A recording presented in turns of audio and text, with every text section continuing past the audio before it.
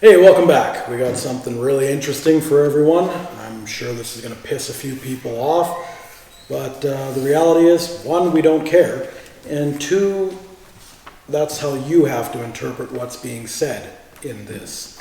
What this is a letter from a, let's call it, person doing better than average, retired early, and they want to explain how they got there based on what happened during the last recession, mainly because we're going into another one. Technically, we're in one, regardless of what our leaders want to call it. And this is titled, "So Very Thankful for the Next Recession." So here we go. I'm going to keep the writer anonymous. I'm just reading it off, so if you got things to say, please put it in the comments, but don't direct them at me, because I'm not even going to answer you. And I really don't give a shit if you have a problem with it. Alright, first off, what I am writing here does not apply to those families making an honest effort, living within their means, and yet still struggling through life, those single parents, those new to the country and trying to create a better life for yourself. I do not wish any more misfortune to these people. To everyone else, especially those in the fake it till you make it, or YOLO, or living beyond your means, and buried deep in credit debt, I thank you for what this upcoming recession is going to do for me. Thankful for a recession. What could this possibly mean, you ask? Well, let's backtrack back to 08-09 when the world got flipped on its head and end over end.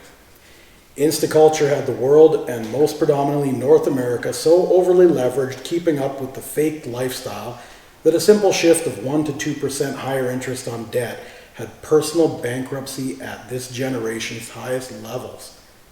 Houses, vehicles, and luxury goods were all lost in a matter of months because people couldn't take responsibility for the money they borrowed. Insert a person with liquidity such as myself. The moment money wasn't flowing freely, the kept women started pawning off the jewelry, bags, and cars that their boyfriends and sugar daddies had bought them. Next up were the over-leveraged guys who could no longer afford their high five-figure and six-figure cars, fifth wheels, ATVs, boats, etc. Basically the kind of people that never bothered to calculate what they could afford. They simply asked the bank what the monthly payment was and drained their accounts monthly, trying to flex. These people, knowing that I always have cash when there's a deal to be had, came to me or people like me to buy out their bad debt before the debt collectors came, and because these items were never truly worked for or earned, these people offered their goods up for fractions of their value to solve their immediate problems instead of analyzing their potential options. Here's a short list of the kinds of things I bought during the roughly 10 to 12 months of the deepest portions of the 09 recession. 27 luxury watches, including 9 real Rolex and 2 APs. I paid less than $120,000 for them all. 8 financed or leased vehicles and 4 boats, which I only paid out the remaining balance owing. 76 luxury brand purses, which I never paid more than 30% of their value. And over 3 kilograms of jewelry.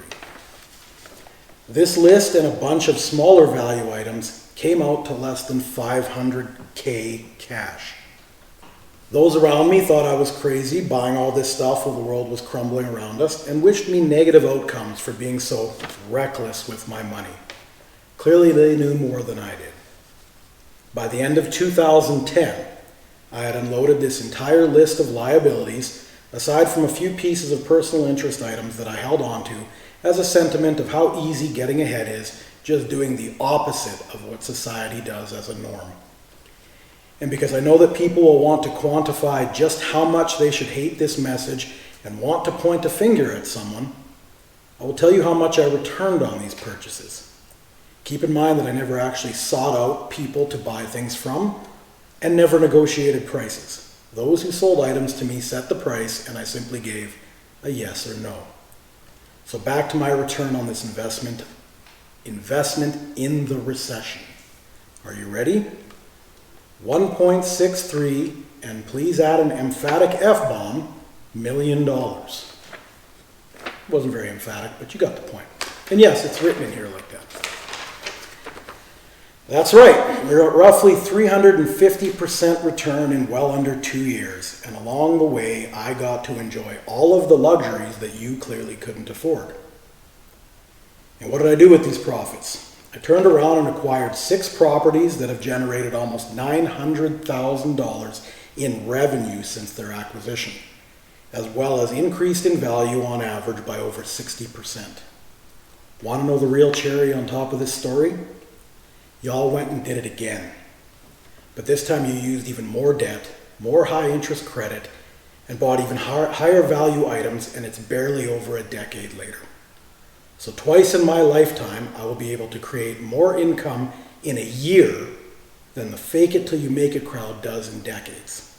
So from the bottom of my heart, I say once again, thank you so much for fueling this recession and giving me an incredible life of luxury. Retiring early is no longer a dream. Here it is, and I couldn't have done it without all of you. So, what are your thoughts? We'd love to hear, but again, don't direct them at me, just put them in the comments. Does that bother you? Does it piss you off? Do you think this person acquired wealth in ways that are immoral or unethical? Please tell me what you think of what you just heard read to you.